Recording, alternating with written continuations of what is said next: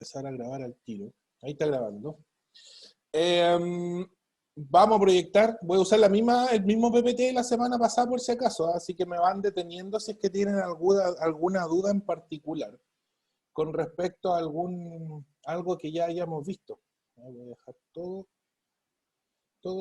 aquí al lado. Ya. La clase pasada entonces vimos membrana y transporte. Donde lo principal, como les decía, es tratar de tener claro cómo es el transporte por la membrana plasmática, porque muchas veces esa es la parte complicada de esta materia, ¿ya? Cómo se transportan las moléculas, y esa es la parte que vamos a ver hoy día. Ahora, en la clase pasada vimos algo de la gradiente de concentración, y vimos la composición de la membrana, ¿ya? Vimos la composición indicando que principalmente la membrana está compuesta por dos capas o una bicapa, ¿ya?, de fosfolípidos, y estos fosfolípidos le entregan en cierta forma o hacen un verdadero mosaico, ¿ya? Eso quiere decir que muchas veces los fosfolípidos se repiten en la membrana y es el componente principal. Y es fluida, y lo dijimos también, por las estructuras proteicas que tienen. Ya las proteínas están como flotando en la membrana plasmática y se pueden encontrar proteínas que atraviesan la membrana, que son como una puerta porque permiten el paso de sustancias, como pueden estar a un extremo o a otro. Pueden estar en la cara externa, la que da hacia afuera de la célula, y la que da hacia adentro de la célula. Por ejemplo, esta que dice proteína periférica aquí, es una proteína que da hacia la cara interna, hacia el citoplasma, pero no es una proteína que atraviesa por completo la bicapa fosfolipídica, se encuentra solo a una porción de ellas. Y lo vimos ahí también con la figurita que está en verde, ¿ya? Hablamos del glucocálix también, que es uno de los principales componentes de las membranas animales, y de aquí en adelante siempre íbamos a tratar de hacer referencia a la membrana animal, a menos que yo les mencione que estamos hablando de la membrana vegetal. Y la membrana animal tenía el glucocálix y el colesterol, de hecho ahí se ve el colesterol, una colita, que le entrega la rigidez a la membrana animal. Por lo tanto, la membrana animal se mantenía estable gracias a la presencia del colesterol, ¿ya? Y los carbohidratos y el glucocálix, que son como pelillos que tiene la membrana por fuera y permiten sentir o identificar sustancias, ¿ya? Y están unidos o a un fosfolípido o a una proteína, ¿ya? Siempre asociando como a un vello, a un pelo, ¿ya? Hola. Cuéntamelo. ¿Cómo estáis? Estamos hablando solo de membrana de una célula animal, ¿o no? Sí, de aquí para adelante vamos a hablar siempre de la animal, a menos que yo les mencione de la célula vegetal, ¿ya? Perfecto, vale. Ya, entonces hablamos de la gradiente de concentración, ¿ya? Lo normal, y esto es lo que vimos esencialmente, es que si este es un ejemplo, podría ser al revés, podría ser que el medio interno esté más concentrado que el medio externo, aunque lo normal es que siempre haya más soluto afuera que adentro, ¿ya?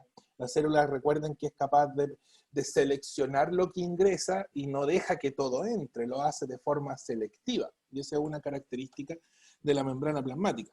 Entonces, si el medio externo se encuentra más concentrado y el medio interno se encontrara menos concentrado, las moléculas van a pasar desde una zona de más a una zona de menos, ¿ya? Una zona de más concentración a una zona de menor concentración. Y ahí se dice que es a favor de gradiente.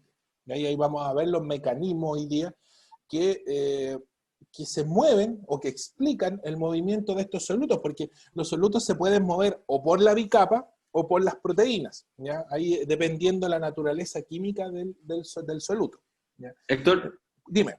disculpa, ¿podéis volver un segundo a la diapositiva del mosaico? Del mosaico, la primera, a ver, Sí. deja acordar, No, o sea, no, esa. es que yo ayer estaba leyendo en un libro, me Uh-huh. puse a leer la materia y encontré que no salían proteínas periféricas ni proteínas integrales, sino que Ya, te voy a salía decir con otro nombre. proteínas de unión, proteínas de transporte, proteínas Lo que pasa es que receptoras. no la especificó nomás el libro, pero sí, en las proteínas integrales, por ejemplo, las proteínas de unión son proteínas que mantienen los tejidos cohesionados. Ahí el mejor ejemplo es la unión GAP que se encuentra en la neurona y que mantiene las neuronas cohesionadas para que pueda pasar el impulso nervioso, ¿ya? Esas son proteínas periféricas. Posiblemente el libro no lo especificó, pero sí, son proteínas periféricas. O por ejemplo, las proteínas integrales más comunes son los canales iónicos. No sé qué otra proteína mencionaste. Las proteínas de unión, Ya, la receptora, ya. Los receptores también son proteínas periféricas, porque se encuentran solo hacia la cara externa, identifican la molécula y ahí ves si se pueden integrar hacia el interior de la célula, ¿ya? Claro. Pero son proteínas periféricas. También se les puede llamar proteínas periféricas o tenían otro nombre. Periféricas. Voy a buscarlo porque no me acuerdo específicamente. Suelen tener dos nombres. Las integrales también tienen un Reconocimiento, seudónimo. proteínas de reconocimiento, ¿no? Igual, las proteínas de reconocimiento también son proteínas periféricas, son un tipo particular de proteína periférica. Eso quiere decir que la proteína periférica Que puede tiene cumplir carbohidratos. muchas funciones. No sé Son qué las que más. tienen las que forman la glucoproteína en realidad. Sí, po, las que forman las glucoproteínas, justamente. Y de hecho, por eso es que el glucocálix siempre está unido o a una proteína o a un fosfolípido, ¿ya? Entonces, Claro. en ese caso, las proteínas, los receptores, por ejemplo, celulares, los receptores que tienen las células para poder identificar una molécula, son proteínas periféricas que se encuentran mirando hacia afuera de la célula, ¿ya? Yo les definí la proteína periférica como una proteína que puede estar hacia adentro o hacia afuera. En el caso del receptor, yo no necesito que el receptor esté hacia adentro porque no identifica lo que está en el interior. La célula ya lo identificó y por algo está adentro, ¿ya? La proteína periférica, perdón, el receptor está hacia afuera, siendo un tipo de proteína periférica específica que identifica X molécula, ¿ya? No solamente puede identificar el receptor una molécula, puede identificar a otra célula, como lo hacen los glóbulos blancos, por ejemplo, para identificar a las células del organismo y no atacarlas, ¿ya? Y cuando ocurre un fallo, ya como por ejemplo el fallo que genera la leucemia o el fallo que genera el lupus, cuando el sistema inmunológico empieza a atacar sus propias células, es porque no reconoce esos receptores y los identifica como impropios. Y se los come, o intenta comérselos en realidad, pero no es que se los coma al tiro. No sé si queda más o menos claro. Sí, dale. Claro, ahora eso, como te digo, sí, es más específico y posiblemente sea más visto en el electivo, que es donde se ve la función de un receptor, por ejemplo, o en el caso de la neurona, donde se ve la unión GAP, que es la que pega los tejidos, o en este caso el tejido nervioso, que es lo mismo, es mucho más específico la unión Claro. intercelular, porque mantiene la cohesión del tejido. Y hay muchas más uniones, por cierto, ¿eh? Antiguamente se veían todas las uniones que formaban los tejidos. Ahora en las pruebas de selección lo han ido sacando, lo sacaron en el 2010. Cáchate, ¿hace cuánto tiempo que lo sacaron? Ya, veamos entonces, volvamos para atrás. ¿En qué estábamos? Estábamos viendo la gradiente de concentración. Ya, entonces si pasamos de una zona de más a una zona de menos, ya, por presión, los de acá atrás, por así decirlo, presionan a los que están más cercanos a la membrana y los empujan hacia el interior, ¿ya? Es como cuando uno quiere entrar a una micro que se está llenando o quiere entrar al metro, por ejemplo, los que han podido viajar en metro, o a un tren. Si el andén está lleno y el tren viene vacío, los que están atrás empujan a los que están más cercanos al tren o a la entrada para poder entrar, ¿ya? Porque están pasando lo mismo efecto, de una zona de más a una zona de menos. Imagínense alguien quisiera salir cuando toda la masa quiere entrar, ¿ya? Terminaría agotadísimo si consigue salir, ¿ya? Si es que no termina todo pisoteado, todo empujado, ¿ya? Porque la fuerza, en cierta forma, es mucho mayor de la masa en comparación a la de una sola persona que quiere navegar contra la corriente. Eso sería el caso contrario, contragradiente, ¿ya? O sea, es posible que una molécula o un átomo, o un ion, perdón, necesite salir de la célula por necesidad fisiológica, porque la célula debe sacarlo, porque lo considera un desecho, porque es una hormona, por ejemplo, etc. Y si quiere sacarlo, y adentro hay más, perdón, hay menos, y afuera hay mucho más, forzosamente tendrá que gastar energía para poder expulsar o disparar esta molécula hacia afuera, ¿ya? Y ahí forzosamente hay un gasto energético, y vamos a ver ahí ahora los distintos tipos de transporte que son particulares contra la gradiente de concentración y siempre van a tener un gasto energético, ¿ya? Bueno, ahora vamos a ver esencialmente los tipos de gradientes. Ya, queda claro eso. Eso es lo que vimos en la clase pasada. Vimos a favor de gradiente de una zona de más a una zona de menos. Y ahora le agregamos este contragradiente si yo quisiera salir, ¿no es cierto?, de una zona de menos, pasar hacia la zona de más, yo tendría que romper esta fuerza que hay de presión, y eso forzosamente va a involucrar un gasto energético para la célula. ¿Ya? ¿Alguna pregunta hasta aquí? ¿No? Ya, veamos entonces los transportes, cómo se mueven las moléculas por la membrana plasmática. A través de la membrana van a haber dos tipos de movimientos, ¿ya? Los que se realizan por la bicapa fosfolipídica, los que se realizan por proteínas de membrana, como ustedes lo ven ahí, ¿ya? Ahora, hay que considerar que este transporte es a favor de gradiente, o sea, como está ahí, de una zona de más a una zona de menos. Después vamos a explicar los otros, ¿ya? Entonces, la primera característica del transporte, y lo vamos a notar aquí en un cuadrito, la primera característica que tiene el transporte a favor, vamos a colocarla aquí, transporte a favor de la gradiente, ya, de una zona de más, por eso dice que es a favor de la gradiente de concentración. Ya, cuando eso ocurre, cuando tengo transporte a favor de la gradiente de concentración, lo primero que tengo que considerar es que es un transporte energéticamente óptimo, o sea, no hay un gasto energético, ¿ya? No hay gasto energético. Por lo tanto, ahí me comí el tema. Por lo tanto, las moléculas van a pasar, como les digo, por presión, por fuerza.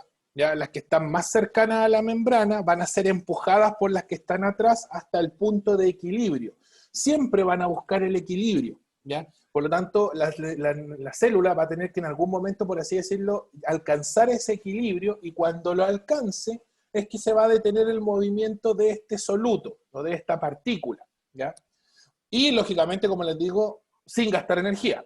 Si para llegar a alcanza el equilibrio y la célula necesita romper ese equilibrio y hacer pasar esa partícula forzosamente, ahora estando en equilibrio, va a tener que forzosamente gastar energía, ¿ya? Por lo tanto, lo que hay que considerar con el transporte a favor de gradiente de concentración es que se realiza hasta el punto de equilibrio sin gastar energía. Si después quiero seguir moviendo, voy a tener que forzosamente hacer un esfuerzo, ¿ya? No hay gasto energético hasta el equilibrio de partículas. Ya siempre vamos a considerar la definición de equilibrio de partículas. Y lo otro es que se puede realizar por la bicapa fosfolipídica, se pueden mover las partículas por los fosfolípidos, o en su defecto pueden pasar por una proteína de membrana. Por lo tanto, se pueden mover por la bicapa fosfolipídica, o por las proteínas, como les decía, de membrana, ¿ya? Cualquiera de las dos. Ahora, ¿cuál es cuál? Vamos a explicar cuál es cuál. Cuénteme. Ay. Aló, aló. Ah, puede que se me caiga internet, ¿ya? Voy a dejarle escrito en el WhatsApp. Si se me cae internet, vuelvo a hacer la reconexión, ¿ya? Ya. Porque ayer me pasó, pues. Bueno, hacer la reconexión. Ahí sí. Sí, pues ayer se me cayó en clase y se me cayó justo en la mitad de la clase, pues. ¿Me escuchan ahora? Sí, ¿no es cierto? ¿Sí o no? Sí. Sí, profe. Ya. Entonces, les estaba explicando que siempre el transporte que se realiza a favor de la gradiente de concentración no genera un gasto para la célula, un gasto energético, siempre y cuando alcance el equilibrio. Si rompe el equilibrio, lógicamente, ahí sí va a haber un gasto energético. Otra cosa que hay que considerar es que se pueden mover las partículas o por la bicapa fosfolipídica o por las proteínas de membrana. Si se mueven por la bicapa fosfolipídica, que es lo que les voy a anotar aquí, vamos a hacer una ahí, ya. Si se hace por los fosfolípidos, tienen que ser las partículas muy pequeñas, o apolares. ¿Qué quiere decir que sean apolares? Que no tienen carga eléctrica, ya que no son iones. A diferencia de cuando se realiza por las proteínas de membrana, tiene que ser todo lo contrario, ¿ya? Son partículas muy pequeñas, perdón, nada que ver, por las proteínas. Si se realiza por proteínas, las partículas se mueven, partículas grandes y polares. Aquí arriba vamos a colocar también para que sea un poquito más específico. mueven partículas muy pequeñas o apolares. ¿Ya? Entonces, los fosfolípidos mueven partículas que son o muy pequeñitas, como por ejemplo el oxígeno molecular o el CO2, que es una molécula súper chica, está compuesta por 2 átomos, nomás el CO2 está compuesto por 3, ¿no? ¿Ya? O en su defecto tienen que tener, perdón, no tienen que tener carga eléctrica. ¿Ya? Eso significa que sean apolares. Por ejemplo, el alcohol. El alcohol pasa directamente por la membrana plasmática y por eso es que nos curamos muy rápido si no hemos comido nada. ¿Ya? En el caso de las proteínas de membrana, cuando mueven partículas a favor de gradiente de concentración, lo hacen a través de partículas grandes, y ahí me comí partículas grandes, o las partículas grandes se mueven a través de las proteínas de membrana, o en su defecto si tienen carga eléctrica, como por ejemplo el sodio o el potasio, que también son partículas chicas, pero como tienen carga eléctrica, se van a tener que mover forzosamente por una proteína de membrana. ¿Ya? Vamos a colocar ejemplos aquí. ¿Qué ejemplos entonces? Los ejemplos más comunes son el O2, que es el oxígeno molecular, o el CO2. No tengo el subíndice, por eso no le puedo colocar la letra en chiquitito. Ahí, si quiere, ustedes después le colocan, o cuando escriban un apunte, hacen ahí el subíndice del oxígeno molecular. El alcohol también, ese otro. O los alcoholes. Oye, Alcohol. Dímelo.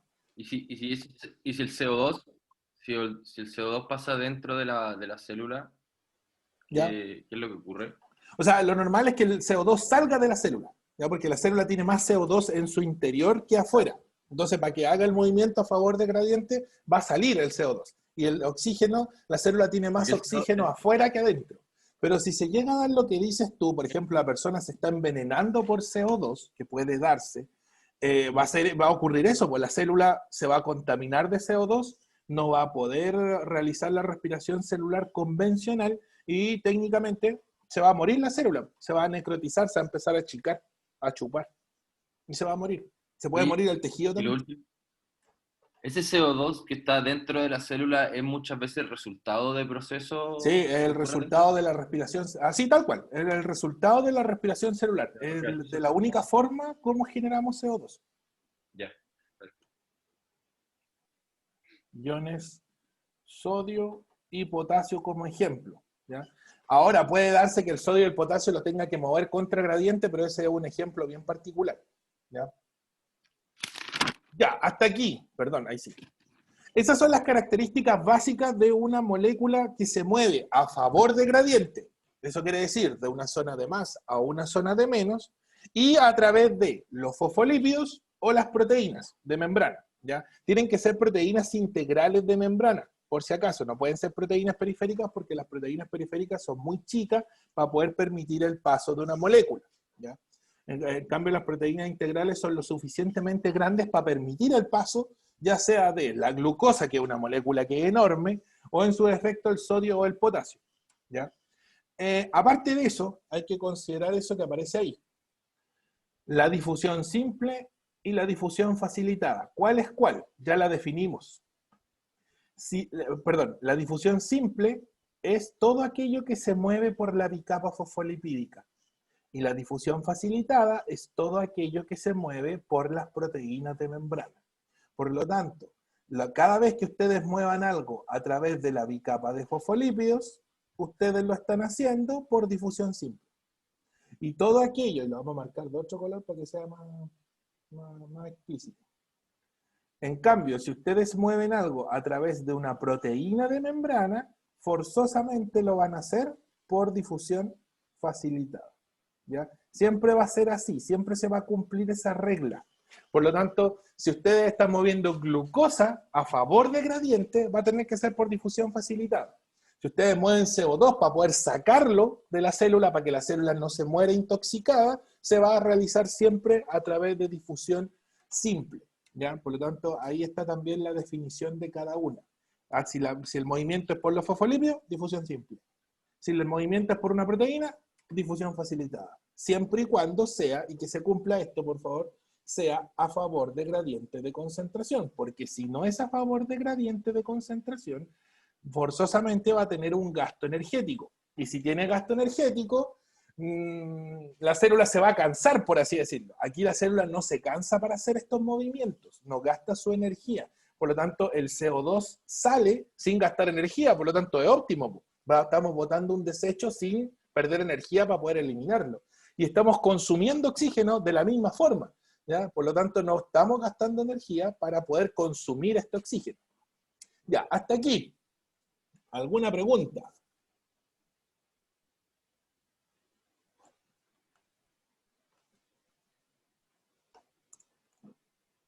¿No? ¿Ninguna? ¿Todo clarito entonces? ¿No? ¿Ninguna? ¿Ninguna? Todo clarito entonces. Ya. Vamos No. entonces con la siguiente parte. Voy a sacar este panel del Zoom, que se me aparece justo cuando lo necesito.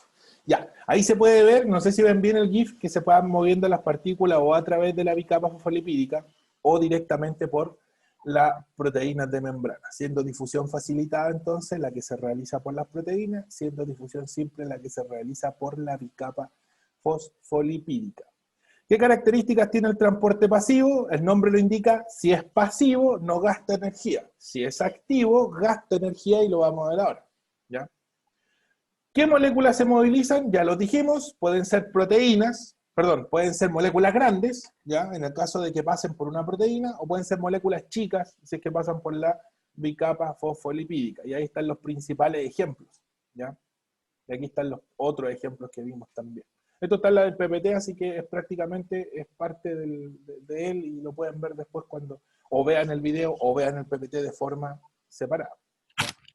Ya, nos vamos con el caso contrario.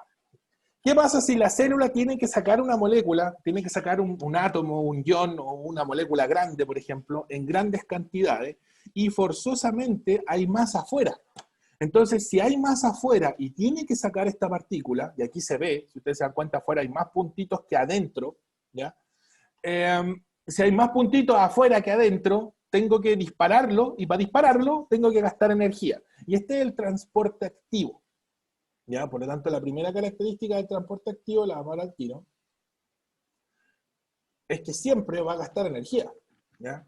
Y como siempre va a gastar energía, para la célula forzosamente va a involucrar un desgaste, como que se va a ir cansando cada vez que va sacando esta molécula y va a tener que regenerar esa energía más tarde, ¿ya? Por lo tanto, el transporte activo, a diferencia del que vimos antes, que era pasivo, se realiza desde una zona de menos concentración, o más fácil, contra la gradiente de concentración.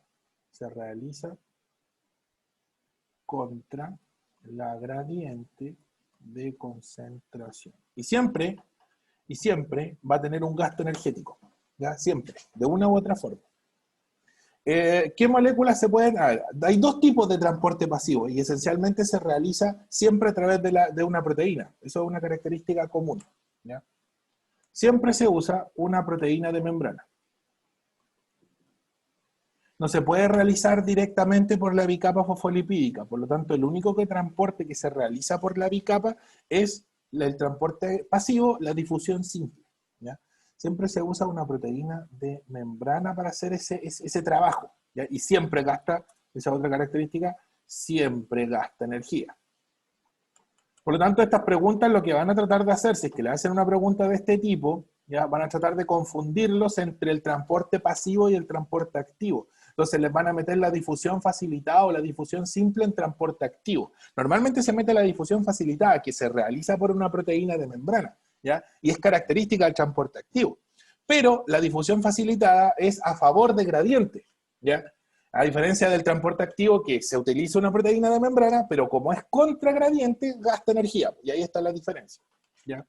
Siempre se usa entonces una proteína de membrana, siempre gasta energía, y las proteínas que se utilizan pueden ser normalmente de dos tipos.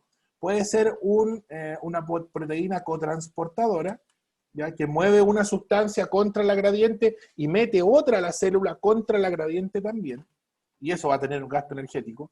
Proteína cotransportadora. Es como que la proteína se abre, se come una molécula y al momento de meterla, aprovecha de meter otra contragradiente o sacar otra contragradiente. O en su defecto, la más famosa todavía es la proteína, yo creo que esta les suena, proteína bomba, donde el mejor ejemplo es la bomba de sodio-potasio. De hecho, vamos a dar el ejemplo del tiro. El ejemplo es la bomba de sodio-potasio, que es, como le digo, el ejemplo más clásico porque efectivamente lo utilizan las neuronas. ¿Ya? Vamos a hacer ahí una ¿Estas foto. proteínas, estas proteínas son estas las translocadoras, son también integrales? Sí, también.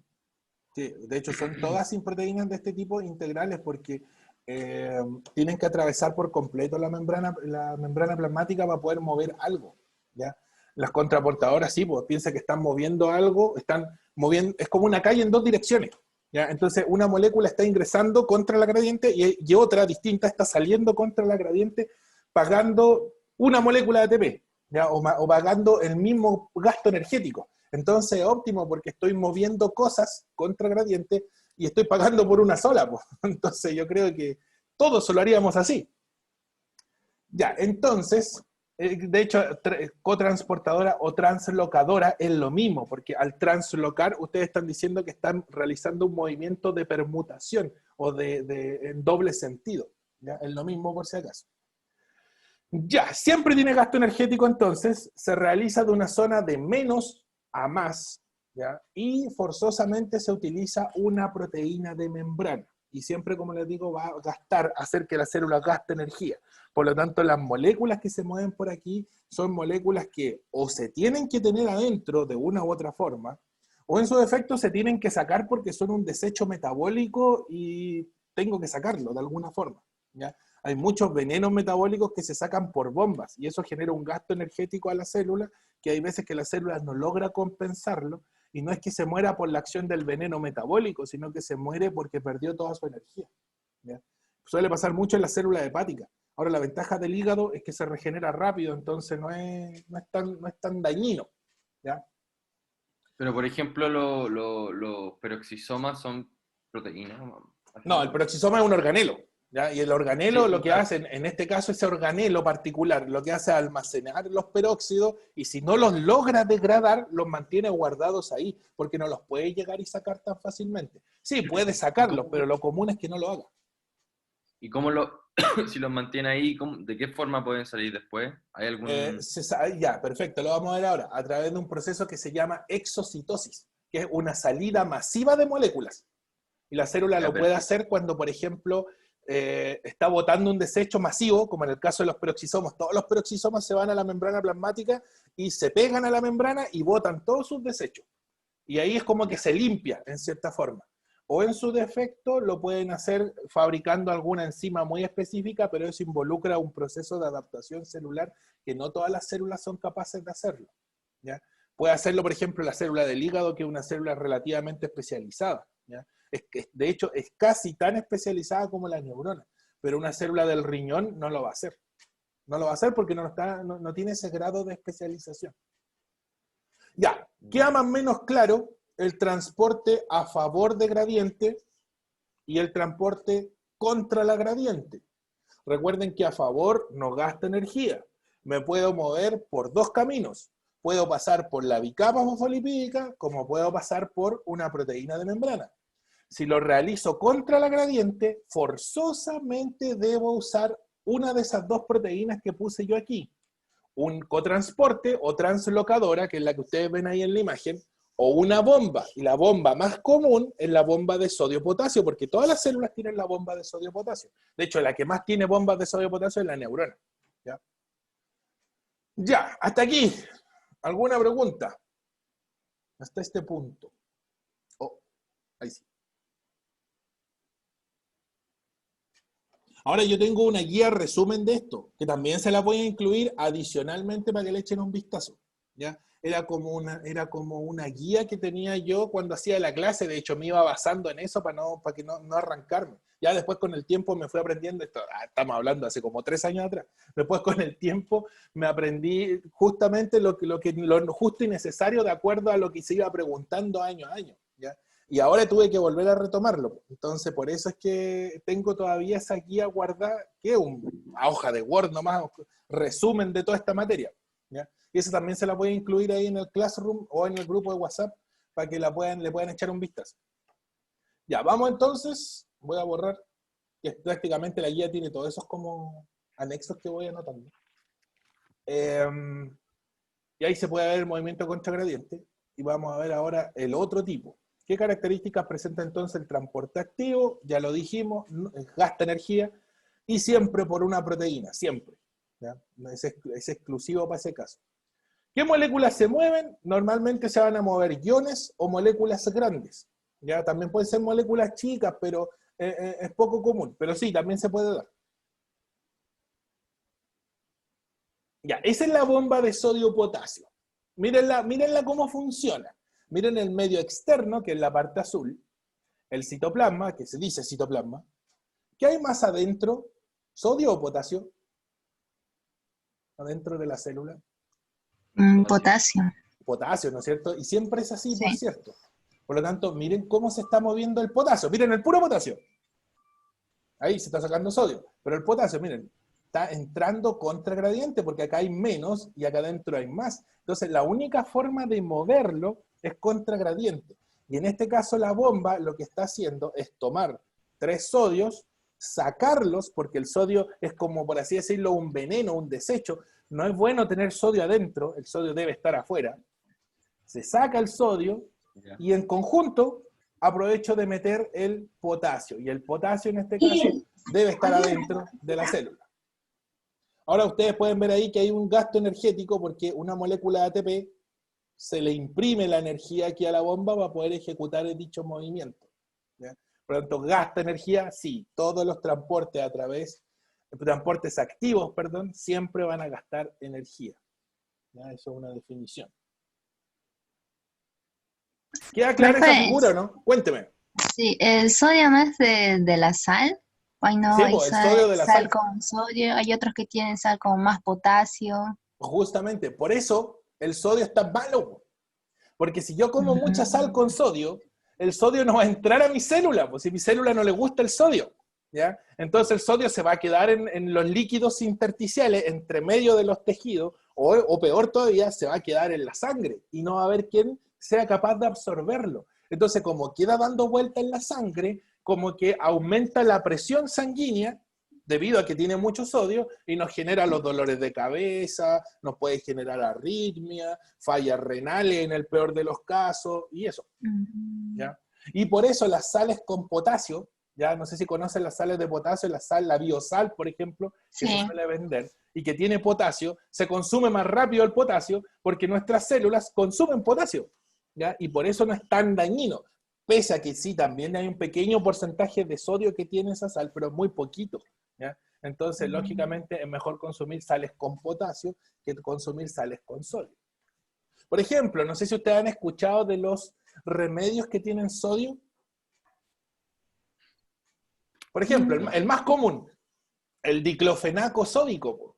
El diclofenaco sódico tiene sodio. Y ese sodio, si yo tomo mucho diclofenaco porque tengo una lesión o porque me torcí, etcétera, porque después de todo el diclofenaco es un antiinflamatorio, estoy aumentando la cantidad de sodio en la sangre y por ende puedo tener una alza de presión.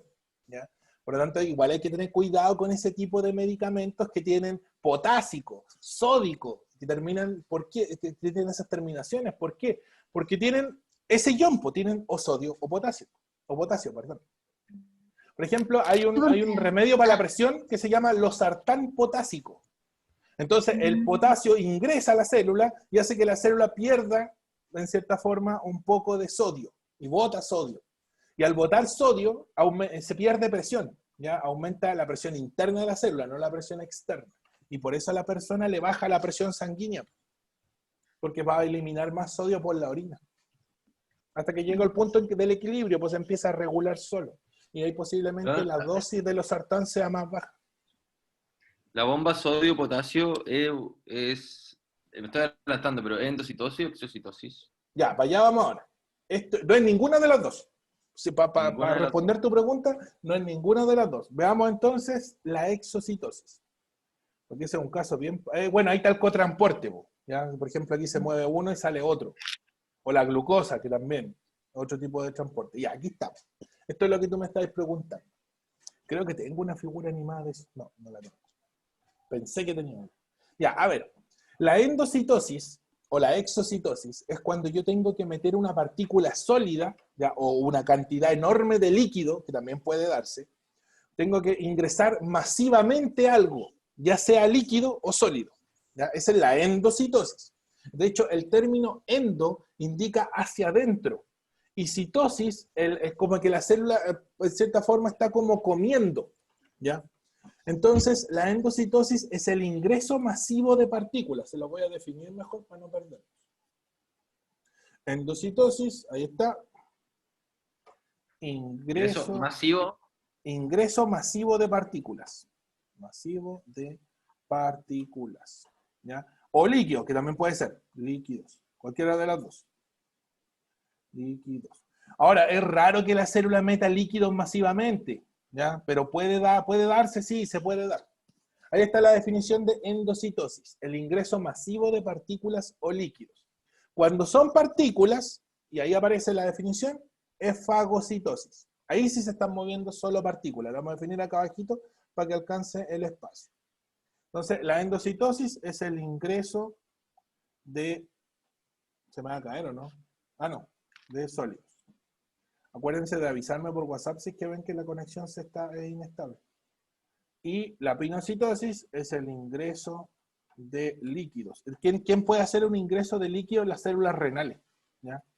Normalmente ellas hacen este ingreso de líquido de forma masiva cuando están descompensadas, pero rara vez se descompensan, tendrían que estar en el desierto, por así decirlo, o estar sin tomar agua por más de 12 horas, 14 horas. Ahí se estresan las células renales. ¿Ya? Y la endocitosis mediada por receptores es un caso particular de fagocitosis en realidad. Lo que hace la partícula es tocar un receptor, que era lo que tú me mencionabas delante, y eso gatilla la fagocitosis. ¿Ya? Es como que la partícula estrellita en este caso, no los cuadraditos, la estrellita activa el receptor y la célula come masivamente estas partículas. Pero como les digo, es un caso particular de fagocitosis. Entonces, la fagocitosis, la célula come como que emite unas patitas, su membrana plasmática se pliega y mete hacia adentro a la partícula. Y con el agua es lo mismo, por si acaso. Y esa vesícula que se genera es atacada muchas veces por o los lisosomas o algún otro organelo que tenga enzimas digestivas, que en este caso principalmente va a ser el lisosoma. La fagocitosis es muy usada, y lo vamos a notar aquí, por las células inmunes. ¿Ya? La utilizan masivamente los glóbulos blancos. Ellos son los más comunes. Por lo tanto, los que hacen fagocitosis o los especializados en fagocitosis son, como les digo, las células inmunológicas cuando se comen a las bacterias, ya lo hacen por fagocitosis. ¿Y el endosoma qué es, perdón? El endosoma es la partícula que ingresó y que está guardada como en una membrana. Ya ingresó. Claro, es la partícula que ingresa, o que ya ingresó en este caso, y que lo más seguro es que se las coma algún lisosoma. ¿Ya? Los lisosomas atacan estas partículas que están ingresando.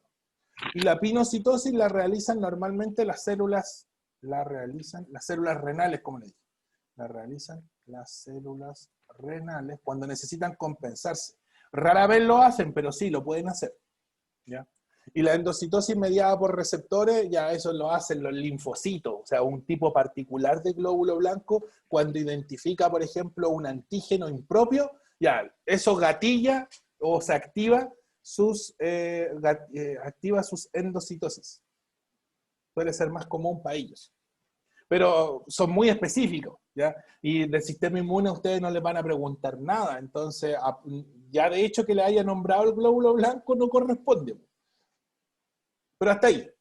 La endocitosis, entonces, es el ingreso masivo de partículas, que puede ser sólido por fagocitosis o puede ser líquido por pinocitosis.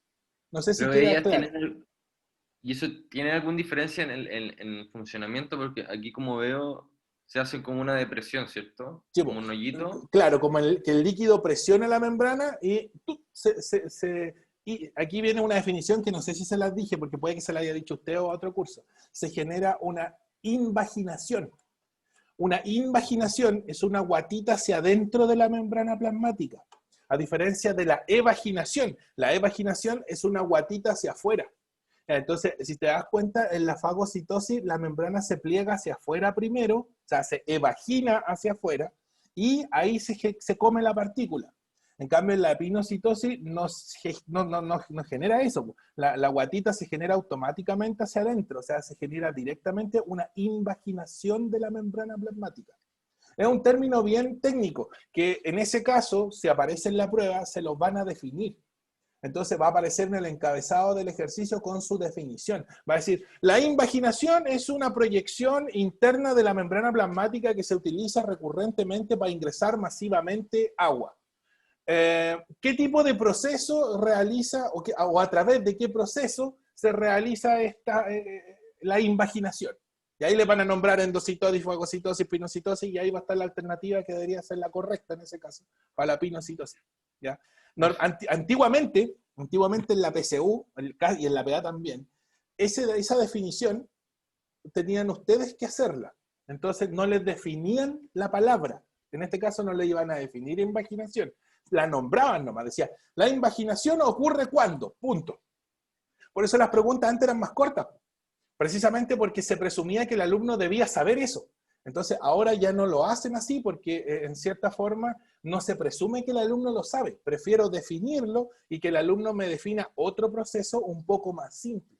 Por eso la prueba debería ser un poco más sencilla. ¿Ya? No sé si queda claro. La fago y la pinocitosis. Ambos procesos de endocitosis. ¿Sí? Vamos a la otra entonces. Voy a borrar ahí los dibujos. Y voy a sacar esto porque si no me genera confusión a la hora que se ponen a escribir. Ya. A ver, quiero ver algo, algo de esto mismo en la clase pasada. No tengo la de... Pensé que la tenía. Ya voy a buscarla y se la voy a agregar cuando le suba el PPT. Es que era una lámina que donde se veía la fagocitosis. ¿No? Y la exocitosis es el proceso inverso. O sea, ustedes necesitan sacar una partícula grande, la pegan contra la membrana plasmática y se saca. ¿Ya? Esa es la exocitosis. Entonces, endo hacia adentro, exo hacia afuera. De ahí viene la definición endocrino, porque todas las secreciones del sistema endocrino no salen del cuerpo, ¿ya? A diferencia de la lágrima o la secreción mucosa, que son secreciones exocrinas, porque salen del organismo, ¿ya? Endocitosis es hacia adentro y exocitosis es hacia afuera. Entonces, cuando yo necesito sacar desechos de forma masiva, lo realizo a través de exocitosis, ¿ya? Puede darse también, de hecho se lo voy a definir aquí, que la exocitosis no saque solamente un desecho, también puede ser que se saque una secreción útil, ya una hormona se necesita liberar masivamente. Entonces, exocitosis, que es el proceso inverso a la endocitosis, vamos a anotarlo ahí tal cual, inverso a la endocitosis, puede ser entonces, es la salida masiva de partículas o secreciones. Punto. ¿Ya? Por la membrana plasmática, lógicamente. De la misma, es como que ustedes estuvieran viendo esto, no en la dirección hacia adentro, sino que van a tomar esta partícula que está aquí y la necesitan sacar forzosamente. Entonces ahí es hacia afuera. Y al ser hacia afuera va a ser un proceso de exocitosis. Son, como les digo, contrarios uno con otro. Ya, hasta aquí. ¿Alguna pregunta? ¿No? Ya, pasamos entonces a los medios, que también les preguntan harto los medios. Y los medios son relativamente sencillos. Ya, aquí tienen 3 concentraciones. Ya, si ustedes se dan cuenta, ahí el agua está simbolizada con puntitos, la sal está simbolizada con cuadrados. Si se dan cuenta, la solución 3 tiene muchos cuadrados y tiene poca agua, o sea, tiene más soluto que solvente. En este caso, la solución 2 está como como que está exactamente igual a la solución 1. ¿Ya? Si se dan cuenta, tienen como lo mismo. Ahora, ¿qué es lo que tengo que considerar con esto? ¿Cómo se comporta una solución con otra? ¿Por qué? Porque la solución 2 está más o menos que concentrada que la solución 3. ¿Cómo la ven ustedes? En concentración de sal, por ejemplo. ¿Cuál está más concentrada? La 3, En ¿no la es cierto? Sí, en Ya. la 3. Ya. ¿Qué pasa cuando está más concentrada? Entonces, ahí yo defino hipertónico. ¿Ya? Cuando está menos concentrada, yo defino hipotónico. Y cuando están en igualdad, yo hablo de isotónico. ¿Ya? Entonces la vamos a definir aquí al ladito para que no se pierda. A ver. Es hipertónico ¿cuándo? Una solución hiper es mucho, tónico es concentración. El nombre se lo indica. Entonces, cuando es hipertónico, una concentración X, concentración, está más, o es más alta la concentración que la otra solución. Vamos a definirlo de otra forma. Una solución está más concentrada que la otra que estoy comparando. Siempre va a tener que ser esta definición entre dos soluciones. Si es hipotónico, ¿sí? Si es hipotónico, yo voy a tener una solución menos concentrada. A ver, ¿cuál dirían ustedes de estas tres? Comparen la 2 y la 3. ¿Cuál sería hipotónica? ¿La 2 o la 3? La 2. Muy bien, la 2 sería hipotónica porque está menos concentrada de sal que la solución 3. ¿Ya? Una solución está menos concentrada que la otra. ¿Cuáles serían isotónicas? Y ahí les cambio la definición. Isotónico. Iso es igual en latín. ¿Cuál crees que de estas tres que es isotónica o que son isotónicas? Porque siempre va a ser entre dos soluciones. ¿El 1 y el 2? Muy bien, el 1 y el 2. Porque tienen la misma concentración, o por lo menos así de lejos, se ven que son relativamente iguales. Ambas concentraciones son iguales. Ya, y aquí esa definición básica tiene que quedar clara. ¿Ya? Hipertónico entonces en este caso sería la solución 3 con cualquiera de las otras dos. ¿Ya? Hipotónico, la solución 2 en comparación con la 3, por ejemplo. Isotónico, la solución 1 y 2 son relativamente iguales, así que yo digo que son isotónicas. ¿Ya? Hiper es mucho, hipo es poco, iso es igual. Tónico es concentración. Entonces, en una palabra le están definiendo cómo se comporta una concentración con otra. ¿Ya? ¿Cómo preguntan esto? Porque esto suele ser, o suelen ser estas las preguntas un poco más complejas. ¿Ya? Voy a borrar ahí las definiciones, después se las voy a agregar, como les digo, en esta ayuda a memoria. ¿Qué pasa ahí? Miren la figura. ¿Qué concentración tienen? Concentración A, tienen concentración B, hay una membrana roja semipermeable, ya como la membrana plasmática. ¿Cuál creen ustedes que está más concentrada? ¿A o B? La B. La B, ¿no es cierto? La B tiene más sal y la A tiene menos sal. ¿Para dónde se movería la sal? Si tuviera que moverse la sal. Hacia la A. Muy bien, hacia la A. Eso quiere decir que ¿hasta qué momento, hasta qué punto se movería? Hasta el equilibrio. Eso, ya, numéricamente, así al ojo, ¿cuánto quedarían para que llegue en equilibrio? ¿Cuánta sal? 15-15, ¿no es cierto?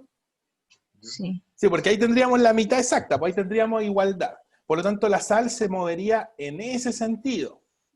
¿Qué pasa con el agua? Y eso lo dijimos en la clase pasada. Si el soluto se mueve en una dirección, ¿cómo se mueve el agua? ¿Se mueve en la misma dirección o se mueve en sentido contrario?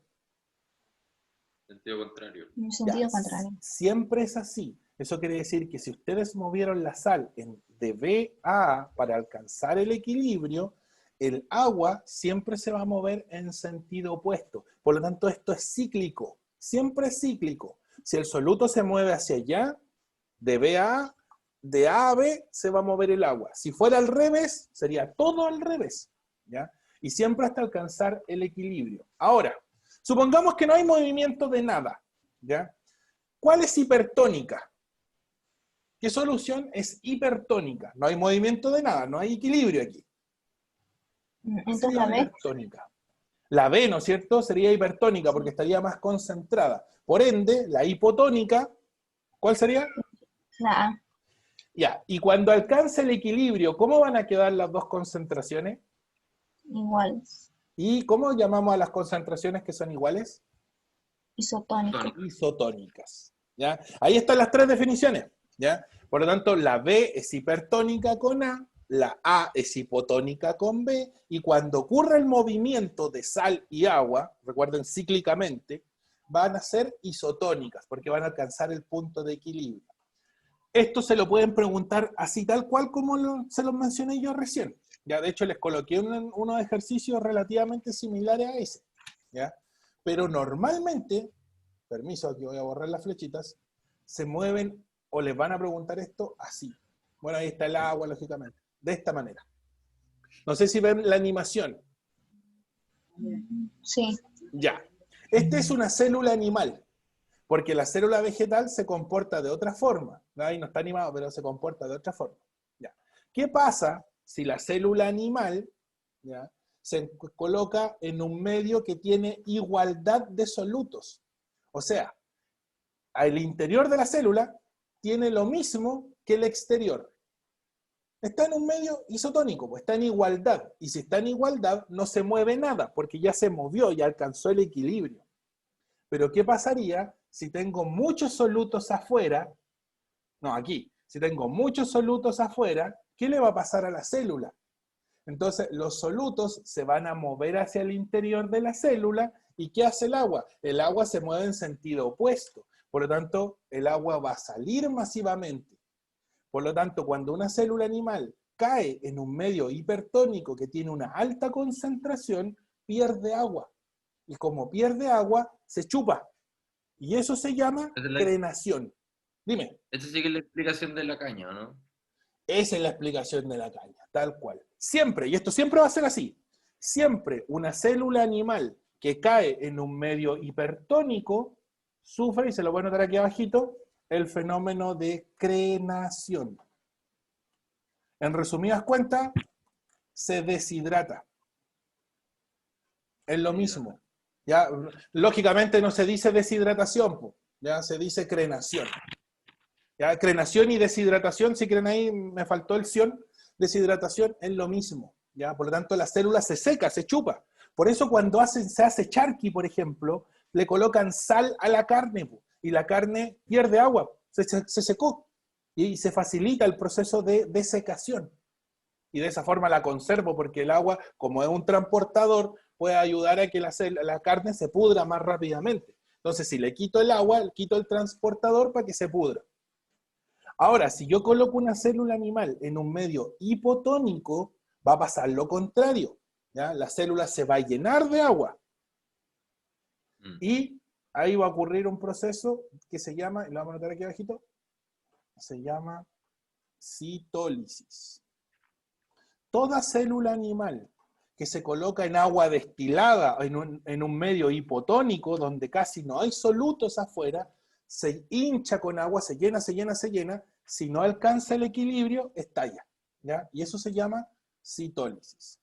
Voy a ser bien visceral aquí. La citólisis, la célula se hiperdrata, no le puedo colocar que se hiperdrata, se llena de agua. Se llena de agua. Si la célula no se equilibra, se explota, se muere. Ahora, si ustedes colocan una célula animal que tiene la misma concentración de iones o solutos que el medio externo, está en un medio isotónico, no hay nada, pues no pasa nada porque está en equilibrio. ¿Ya? Por lo tanto, estas son las preguntas recurrentes. Hipotónico. En realidad, Dime. por ejemplo, en la imagen 1, al final uno tiene que comparar, porque la célula en ese caso sería el medio hipertónico con respecto al exterior, ¿cierto? Así mismo, muy bien. Los medios son los comparativos. El medio interno se compara con el externo.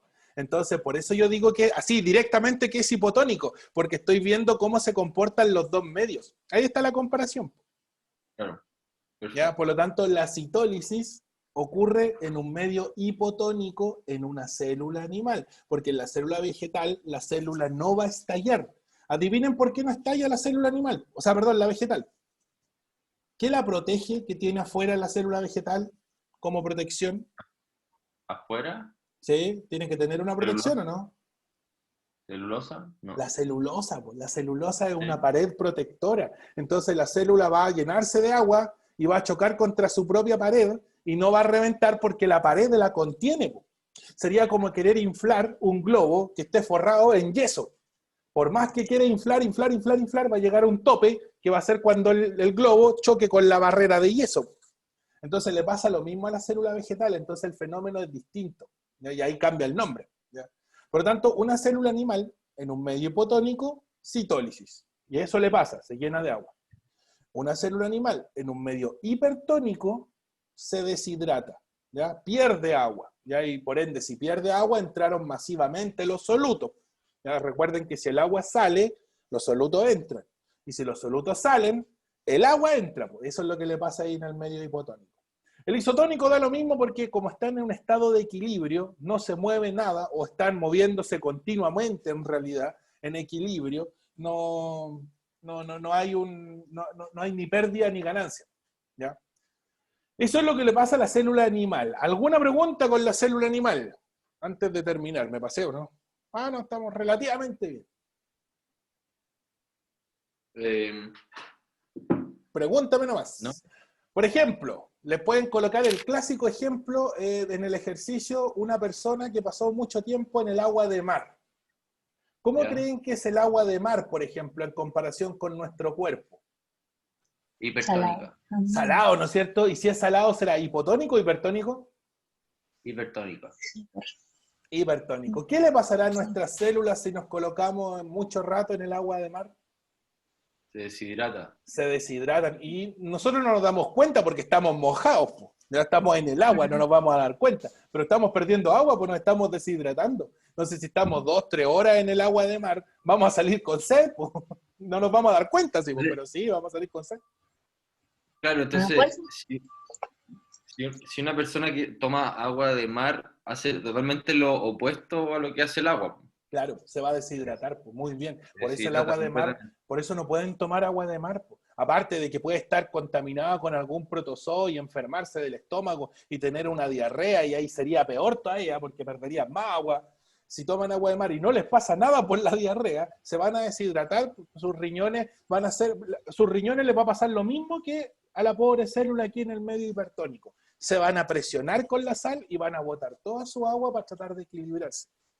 Y más encima le va a aumentar la presión sanguínea por el exceso de sodio. Eso ya sería como un extra. ¿Alguien más me iba a comentar algo? Pamela me iba a decir algo, ¿no? Bueno, se decía que igual en las comidas es cuando pasamos la sal, a algunos da ganas de tomar más agua. Justamente por lo mismo. Po. Si nosotros somos Mm. fanáticos de la sal o comemos, por ejemplo, 1 kilo de papas fritas con mucha sal, nos va a dar mucha sed, producto de que nuestras células, particularmente las renales, van a estar en un medio hipertónico. Po. Entonces necesitamos ingresar agua porque el que identifica eso es el hipotálamo y trata de equilibrarlo dándonos sed. Sí, muy bien. De hecho, la sed es el mecanismo que tiene el hipotálamo o el encéfalo o el cerebro para tratar de compensar la pérdida de agua. Eso se llama polidipsia o sed, que es lo mismo. Más bonito decir polidipsia. Ya, vámonos a la Mm. célula vegetal. La célula vegetal, entonces. Estas son preguntas, por si acaso, súper cortitas. Les van a preguntar muy sencillo. ¿Qué le pasa a una célula animal en un medio hipotónico? Y ustedes tienen que decir, citólisis. O al revés, po. ¿Qué le pasa a una célula animal en un medio hipertónico? Y ustedes se van a acordar que es crenación. Ahora les pueden adornar un poco más el encabezado del ejercicio. Una persona ha estado mucho tiempo en el agua, flotando en el agua de mar, y con el tiempo se da cuenta que siente sed. Y ustedes tienen que acordarse que la persona se deshidrató. Ya, vamos entonces a la vegetal. Bueno, ahí están animadas, lógicamente. ¿Qué es lo que le pasa a la pobre célula? Ya, y ahí está el transporte que ocurre en la célula vegetal. Vamos a notar cada uno. En un medio hipertónico, o sea, la célula también se puede deshidratar en el medio hipertónico, ¿ya? Pero no se llama crenación. Aquí el fenómeno se llama plasmólisis. Equivalente la plasmólisis a la deshidratación. Un palo seco, por ejemplo, un palo, un trozo de leña seca que se puede quemar fácilmente, o el carbón de madera que está muy seco, está en estado de plasmólisis. Es prácticamente solo la coraza protectora de la pared celular, ¿ya? Y la célula por dentro o está muerta o está prácticamente a punto de morir porque no tiene agua para poder mantenerse viva, ¿ya? En el medio isotónico no pasa nada, ¿ya? Ahí lógicamente estamos en un estado ideal en el que entra y sale agua. Por ende, los solutos también entran y salen. Ya están en equilibrio. Ya, plasmólisis, deshidratación. Por lo tanto, la plasmólisis se la van a confundir en la prueba. Les van a confundir mucho con la crenación. Y de seguro van a aparecer las dos como alternativas. ¿Ya? Sí. Ya. Ya, así que ahí tienen que tener mucho cuidado. Plasmólisis, solo células vegetales. Y ocurre en un medio hipertónico. La crenación ocurre en células animales, que también ocurre en un medio hipertónico. Entonces, como son el mismo medio, como les digo, los van a tratar de confundir.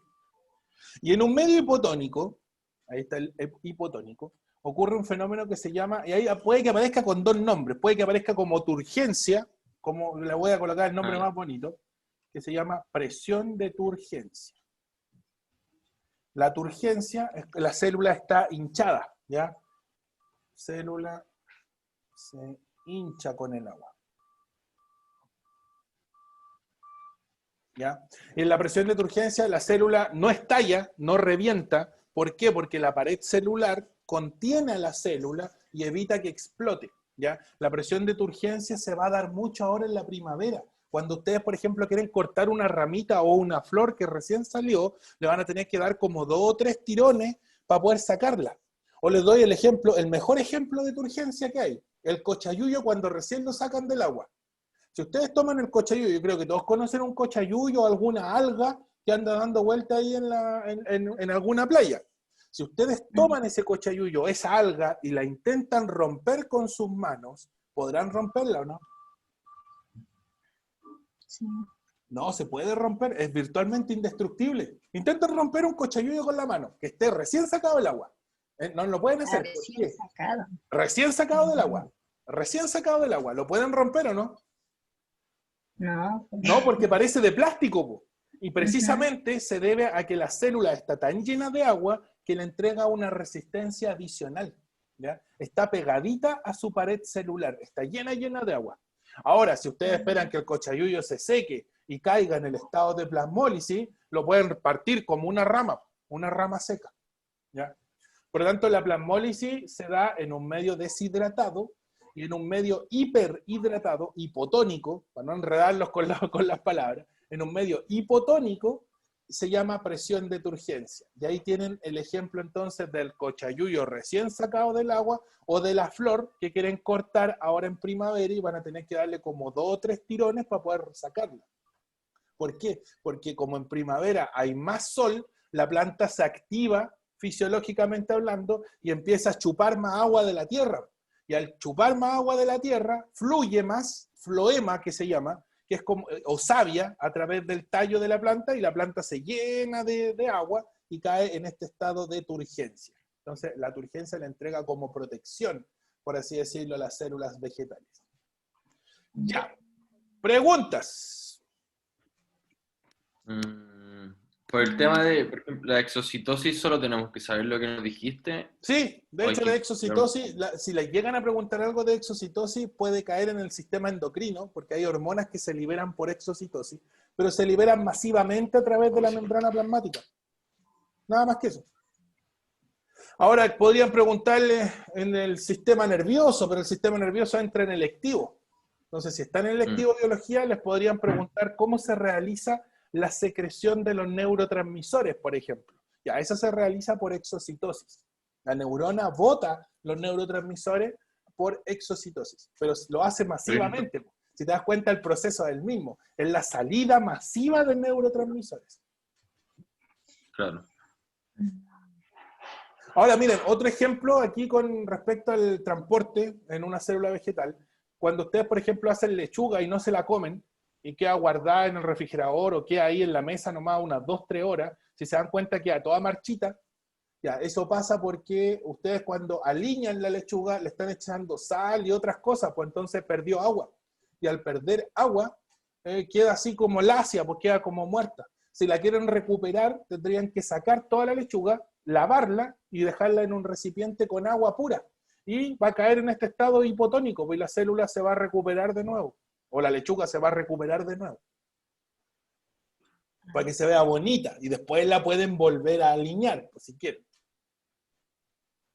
Eso no sabía. Dato curioso. Para que la recuperen, pues, para que se la coman en la tarde, por ejemplo.